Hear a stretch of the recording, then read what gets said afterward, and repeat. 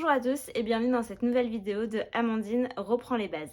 Aujourd'hui, on analyse ensemble le profil d'une copropriété de Silo qui se situe en banlieue parisienne et dont le syndic bénévole a géré seul un ravalement à la corde. Alors, on le sait, les ravalements de façade, ça peut vite être une source d'angoisse pour les copropriétaires, mais alors quand il s'agit d'un immeuble atypique où on ne peut pas faire de ravalement classique avec un échafaudage de pied, c'est encore pire. Aujourd'hui, on va voir ensemble pourquoi cette copropriété a dû faire le choix du ravalement à la corde, en quoi ça consiste, et je vous donnerai également tous mes conseils si vous aussi vous êtes dans un immeuble atypique et que vous vous apprêtez à lancer un ravalement de façade. Mais avant de vous laisser avec la suite de la vidéo, je vous invite dès maintenant à vous abonner à notre chaîne YouTube et à activer la cloche pour ne manquer aucun épisode. Merci beaucoup.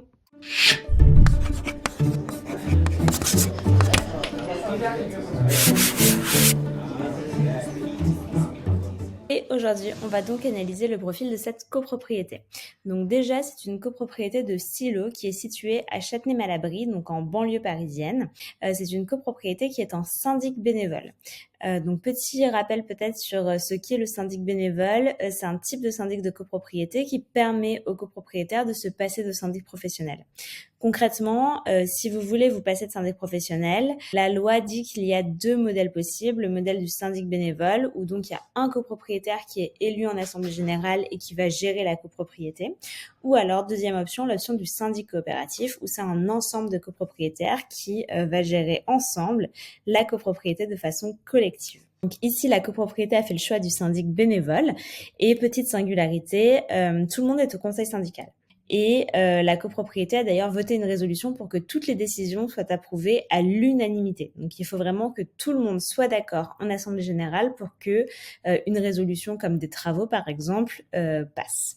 Et deuxième petite singularité que m'expliquait le syndic bénévole, il y a deux copropriétaires qui sont spécialisés dans tout ce qui est petits travaux et bricolage et donc ils mettent aussi un petit peu la main à la pâte. Typiquement, ils ont changé toutes les ampoules des parties communes par des ampoules basse consommation, ce qui permet de faire des économies à la copropriété parce qu'ils n'engagent pas de prestataires. C'est une copropriété qui est cliente chez Matera depuis près de 3 ans, donc ça fait plaisir d'avoir des clients fidèles, qui a un petit budget de fonctionnement de 15 000 €. Petite particularité également, c'est que l'immeuble date de 20 ans, donc on le verra, mais c'est aussi ce qui a motivé le ravalement de façade. Et il n'y a pas de fonds de travaux parce qu'à l'époque, ce n'était pas obligatoire, donc on va voir ensemble comment cette copropriété a financé ce ravalement de façade si particulier.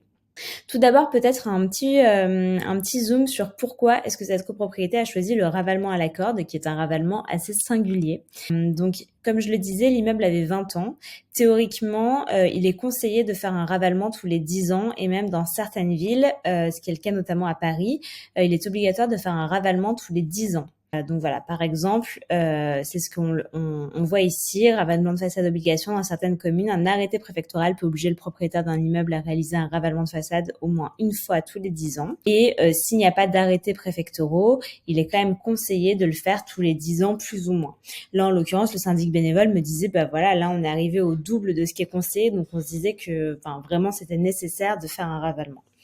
Très vite, du coup, le syndic bénévole qui est retraité mais qui avait une formation d'ingénieur en génie civil et qui travaillait dans le bâtiment se rend compte que, étant donné la structure de l'immeuble, un ravalement classique avec un échafaudage de pied ne va pas être possible. Vous le verrez tout à l'heure avec la photo que j'ai juste derrière sur le ravalement à la corde.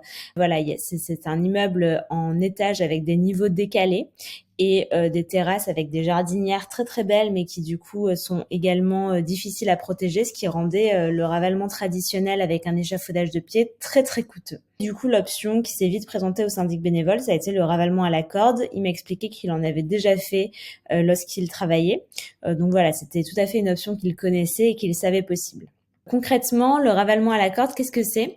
C'est des cordistes qui vont se déplacer sur la copropriété, qui sont alpinistes de formation. Et comme du coup c'est un travail qui nécessite une certaine forme physique et qui, les alpinistes sont accrochés, les heures de travail par jour sont limitées. Ça peut prendre un petit peu plus de temps qu'un ravalement classique. Voilà. Et le ravalement à la corde est également plus coûteux qu'un ravalement traditionnel en général, sauf dans le cas de cette copropriété très atypique où le ravalement traditionnel avec un échafaudage de pied allait coûter extrêmement cher. Voilà la petite photo donc du ravalement à la corde. Donc on voit bien le cordiste et donc ici vous voyez il y a les niveaux effectivement décalés, ce qui empêchait le ravalement avec un échafaudage de pied. Le syndic bénévole a également insisté sur le fait que voilà tous les copropriétaires ont des terrasses avec des très beaux arbustes, des très belles plantes et du coup il fallait aussi protéger ces plantes qui étaient très très coûteux avec un ravalement classique. Et donc là comme vous pouvez le voir, ils les ont simplement bâchés entre guillemets, donc ça permettait de baisser le coût et aussi de protéger les plantes quand même pendant le ravalement. Concrètement, un petit peu plus dans le détail sur comment s'est financé et s'est déroulé ce ravalement. Donc, comme je le disais, tous les copropriétaires ont accepté la proposition du ravalement du bénévole, parce que de toute façon, la décision devait être votée à l'unanimité. Le syndic bénévole m'a indiqué qu'il était quand même dans une situation confortable dans le sens où c'est une petite copropriété, ils ne sont que 6, ils n'ont pas d'impayés, tout le monde paye rubis sur l'ongle, donc ça déjà c'est une bonne nouvelle, et tout le monde est ami. C'est d'ailleurs pour ça qu'ils ont fait le choix de passer en syndic bénévole avec Matera, de se passer de syndic professionnel. Pour du coup le choix des prestataires pour ce ravalement, qui est du coup l'étape qui suit l'acceptation du ravalement par la copropriété, le syndic bénévole a établi un cahier des charges, ce qui est une très très bonne pratique. Donc un petit peu tous les livrables qu'il voulait avoir et tous les détails, toutes les spécificités en fait de ce ravalement. Et il a fait un appel d'offres auprès de plusieurs prestataires, tout simplement pour pouvoir comparer les offres et choisir le meilleur rapport qualité-prix. Les travaux ont duré en tout 3 mois, ce qui est plutôt bien, ce qui est plutôt une durée de ravalement classique au final.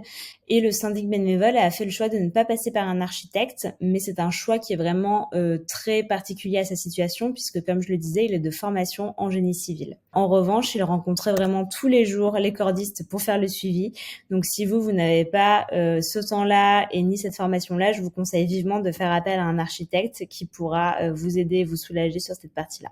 De par sa formation, le syndic bénévole n'a non plus fait appel à l'accompagnement travaux de Matera, mais sachez que si vous êtes client, c'est tout à fait possible. On propose une offre complémentaire sur mesure pour vous permettre de lancer vos projets de travaux, d'analyser les besoins de travaux de votre copropriété, de vous éclairer pour faire les meilleurs choix possibles et de vous accompagner également sur le lancement et le suivi de ces travaux-là. Concrètement, le ravalement, c'était vraiment un ravalement complet. Il y avait la réparation de pierres donc du bâtiment. Il y avait également tout le nettoyage au Karcher et la peinture. Donc vraiment un ravalement classique complet. Le ravalement en tout a coûté 60 000 € et comme je le disais, la copropriété n'avait pas de fonds de travaux, donc pas de réserve, pas d'épargne pour combler un petit peu ces 60 000 € et permettre aux copropriétaires d'avoir un petit peu moins à débourser sur place. Mais au final, la copropriété s'en est très bien sortie. Le syndic bénévole a fait un appel de fonds supplémentaire par tranche, donc tout simplement dès qu'il fallait payer un prestataire, il faisait un appel de fonds supplémentaire et du coup ça a quand même permis aux copropriétaires d'échelonner un tout petit peu les paiements. Il y a eu aucun problème pendant les paiements, donc vraiment tout s'est déroulé à merveille. Bravo au syndic bénévole pour cette super gestion, ça donne vraiment envie. Et le syndic bénévole a également communiqué à toutes les étapes d'avancement sur la plateforme Matera. Donc pour vous montrer un petit peu, effectivement, donc nous, si vous êtes client chez nous, vous avez accès à cette plateforme-là et vous avez effectivement un onglet communication avec les publications que tous les copropriétaires peuvent voir. Et donc on voit effectivement que ici il y a plusieurs messages avec ravalement, couleur mur descente garage, ravalement couleur façade, réception du ravalement à 9h. Donc voilà, le syndic bénévole a vraiment insisté sur le fait qu'il voulait tenir au courant au fur et à mesure les copropriétaires de l'avancement. Ce que je trouve également être une très très bonne pratique. Maintenant, des conseils si vous aussi vous envisagez de faire un ravalement dans votre copropriété. Tout d'abord, je vous conseille de vous renseigner sur les obligations de ravalement. Comme on le voyait tout à l'heure ensemble, certaines communes ont un arrêté préfectoral qui ont des obligations de ravalement. Donc notamment, c'est le cas de la commune de Paris qui donc oblige les habitants à faire un ravalement tous les 10 ans. Même s'il n'y a pas d'arrêté préfectoral, il est quand même recommandé de faire un ravalement tous les 10 ans environ. Donc pensez à vérifier la date du dernier ravalement et à peut-être penser, en tout cas commencer à parler aux copropriétaires de votre immeuble d'un potentiel ravalement si le dernier ravalement date d'il y a quelque temps.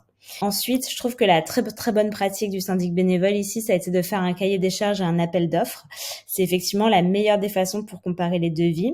Et il insistait également, et je ne peux que confirmer, que le moins cher n'est pas forcément le mieux. Ce que je vous conseille, c'est effectivement de comparer les tarifs, ce qui varie aussi entre les différents devis. Donc, pourquoi un est plus cher. Et aussi, le syndic bénévole a beaucoup insisté sur la satisfaction client. Donc, bien regarder les avis Google. Et le syndic bénévole a également demandé des références clients, donc d'autres immeubles qui avaient pu faire un ravalement à la corde pour pouvoir échanger avec eux sur la relation, sur le suivi, etc. Je vous conseille également de maître d'œuvre si vous n'avez pas de connaissances en bâtiment ou en génie civil. Comme on le disait, c'était le cas de ce copropriétaire-là, mais si ce n'est pas le cas, je vous conseille vivement de prendre un maître d'œuvre. C'est vraiment le B à bas. Je vous conseille également de vous renseigner sur toutes les options possibles. Donc effectivement, nous, on connaît le ravalement un peu classique avec l'échafaudage.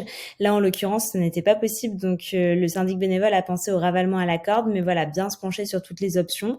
Parce qu'en l'occurrence, là, le ravalement classique aurait été possible, mais aurait été beaucoup plus coûteux. Donc peut-être que vous aussi, vous avez un immeuble un petit peu atypique qui nécessite de faire un ravalement un petit peu plus singulier, mais qui peut être moins coûteux pour la copropriété. Enfin, une excellente pratique du syndic bénévole, ça a été, je pense, de communiquer régulièrement aux copropriétaires les avancements des réflexions et de bien suivre le chantier une fois celui-ci lancé.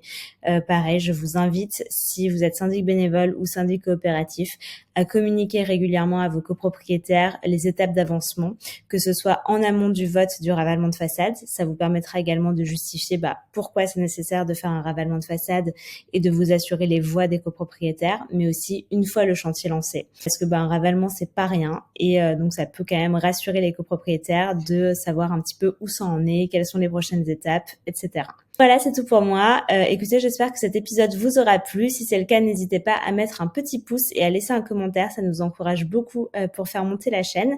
Je vous invite également à vous abonner et à activer la cloche si vous voulez consulter nos autres épisodes, mais aussi ne pas manquer les suivants. Il y a plein d'autres formats qui arrivent. Donc, pensez bien à vous abonner à la chaîne. Et nous, on se retrouve pour un prochain épisode de Amandine reprend les bases.